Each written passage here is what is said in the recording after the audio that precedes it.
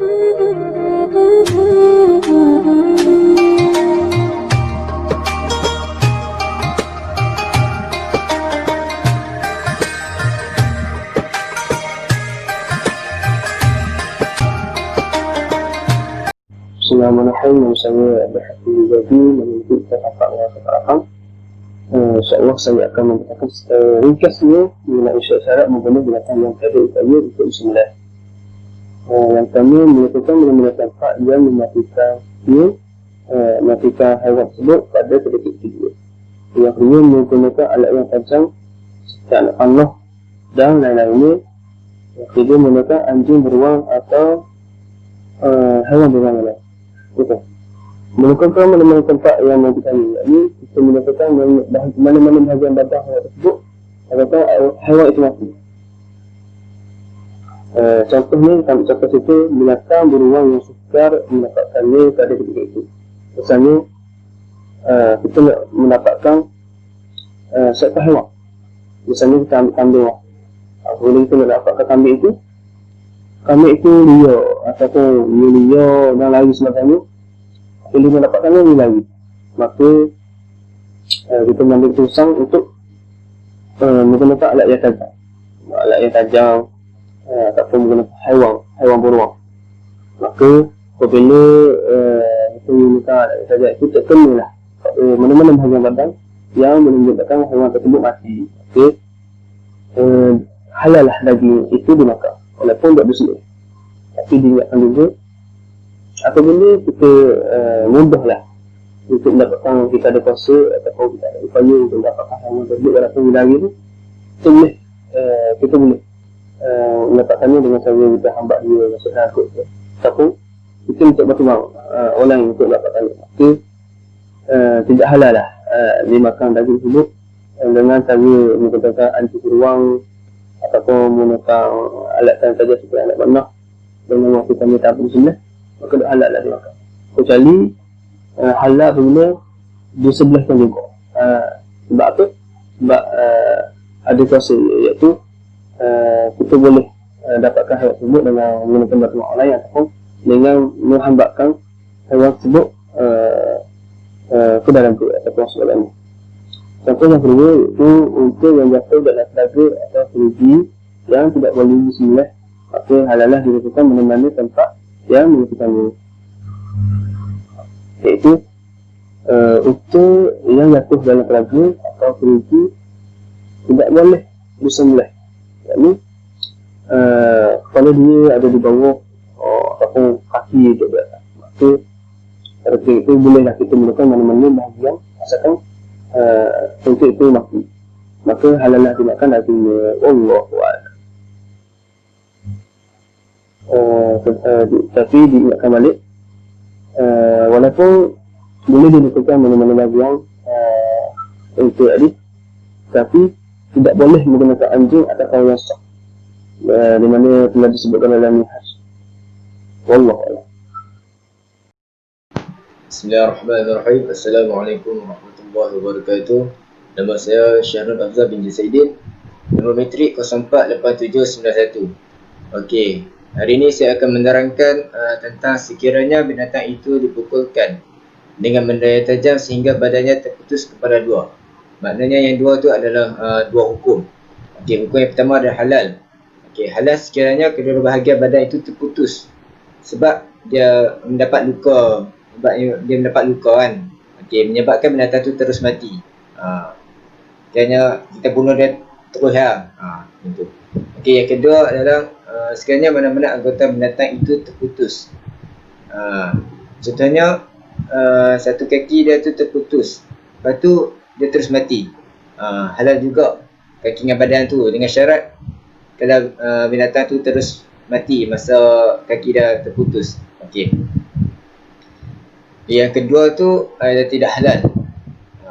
Tidak halal sekiranya anggota itu terputus tapi binatang tu masih belum mati, masih hidup lagi lah.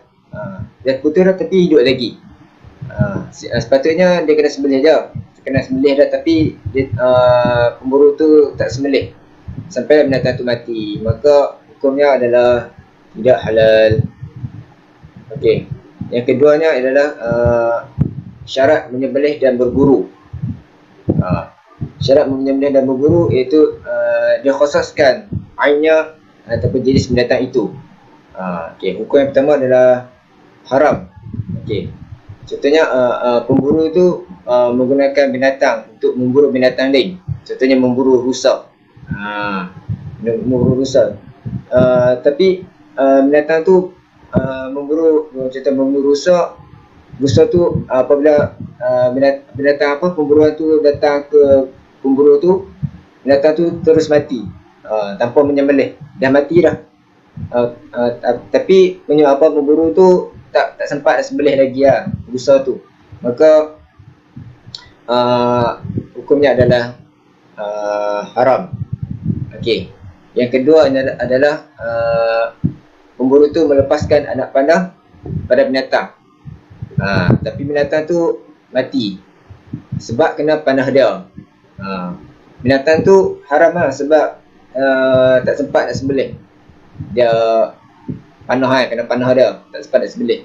Okey, itu saja daripada saya.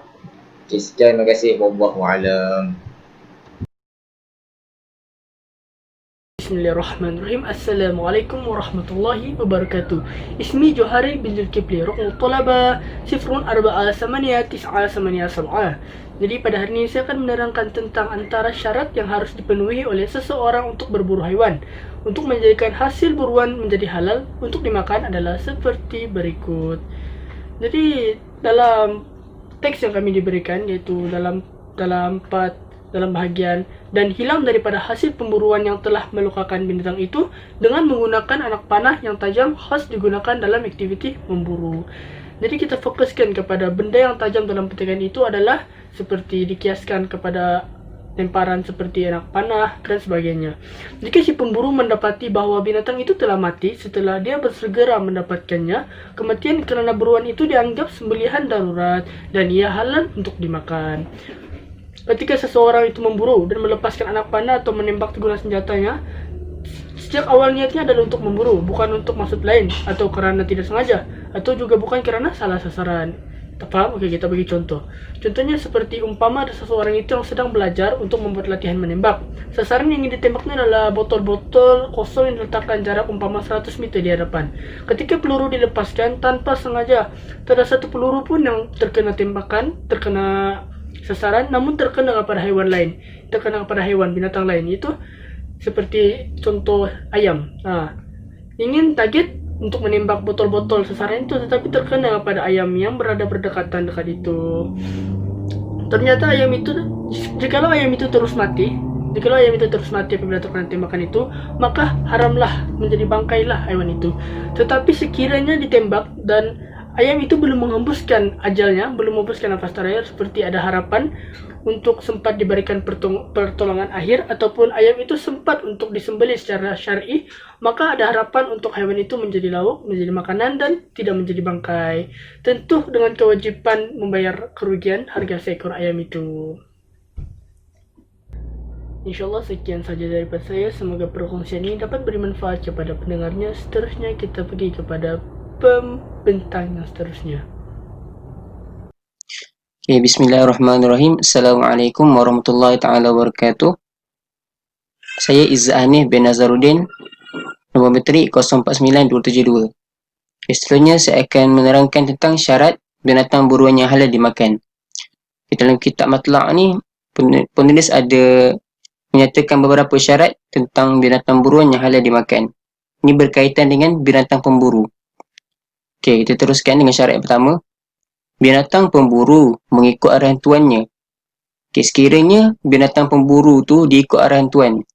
Okeynya, bila tuan dia kata berhenti, dan binatang pemburu tu berhenti. Okey, maksudnya dia telah menepati syarat yang pertama. Okey, yang kedua, ia tidak memakan walau sedikit pun daripada binatang buruan itu. Maksudnya kat sini, binatang pemburu tu, bila dia tangkap binatang buruan tu, dia tak makan walaupun sedikit, sama ada daging, kulit ataupun bahagian yang lain. Yang ketiga, ia memegang binatang buruan sebelum membunuhnya. Yang kat sini, binatang pemburu tu, sebelum dia nak bunuh binatang buruan, dia pegang dulu. Tu syarat yang ketiga. Sekurang daripada kita tiga ni. Okey. Sekiranya binatang pemburu menyalak kerana tamak dan mencederakan binatang buruan, maka binatang buruan tersebut tidak halal dimakan. Maksud kat sini, bila binatang pemburu tu dia dah tangkap binatang buruan. Tapi bila tuan dia nak, binatang pemburu tu menyalak dan sampai mencederakan binatang buruan tu, maka binatang buruan tu tidak halal dimakan, tak boleh makan. Okey, sekian saja daripada saya. Terima kasih. Wallahu a'lam. Bismillahirrahmanirrahim. Assalamualaikum warahmatullahi wabarakatuh. Nama saya Muhammad Rifki bin Saiful Nizam dengan nombor matrik 048646. Jadi kita sambung pematangan kita. Start yang pertama, hendaklah disembelih binatang buruan jika yang pertama tidak diketahui status halal perburuan yang dibunuhnya.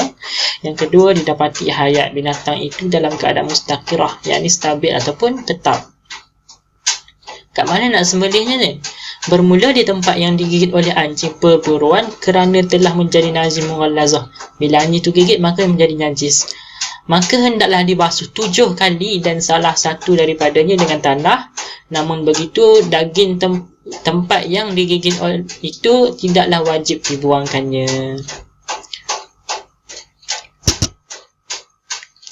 Jikalau binatang diburu ditindih oleh binatang perburuan tersebut menyebabkan kemudian mati ia dengan sebab kuat tempuhan atau pegangan halal pada kaum yang azhar. Maknanya di sini jikalau kata anjing perburuan dia merempuh misalnya kata seekor rusa dan rusa tu mati, maka keadaan rusa tu masih lagi halal pada kaul yang azhar. Syarat-syarat pada sembelihannya adalah nak sembelih binatang. Yang pertama, binatang yang dimakan. Yang kedua, binatang yang dalam keadaan hayat mustaqirah. Dan haram menyembelih binatang yang tidak dimakan sekalipun kerana ingin menyenangkan dia, seperti keldai yang sakit lama. So tak bolehlah nak sembelih binatang yang tidak dimakan. Walaupun kita buru kita dapat. Misalnya kata babi. Babi makanan yang haram. Antara syarat alat sembelihan adalah yang pertama, tajam yang melukakan, seperti yang pertama besi, tembaga, timah, emas, perak, batu, kaca, kayu dan buluh. Yang keduanya, tidak boleh menggunakan kuku, gigi dan segala tulang binatang. Jadi kalau kita nak sembelih guna kuku, gigi, maka tidak sahlah, sebab syarat-syaratnya mestilah guna seperti yang di atas, selain daripada kuku, gigi dan segala tulang. Dan jika binatang tersebut dimatikan dengan pisau yang tumpul atau sesuatu yang berat seperti peluru, tongkat, jaring, jerat, anak panah serta peluru, dan jatuh dari bukit, atau bila terkena dia tu dan jatuh dari bukit atau tempat yang tinggi dan rebah ke bumi, maka haramlah ia jika terkena padanya. Maknanya di sini, kalaulah binatang itu dimatikan, maknanya dia terkena contoh anak panah. Bila terkena anak panah, maka dan dia binatang buruan itu jatuh dari tempat yang tinggi dan rebah pula ke bumi, maka statusnya adalah haram, tak boleh makan. Sekian daripada saya. Terima kasih.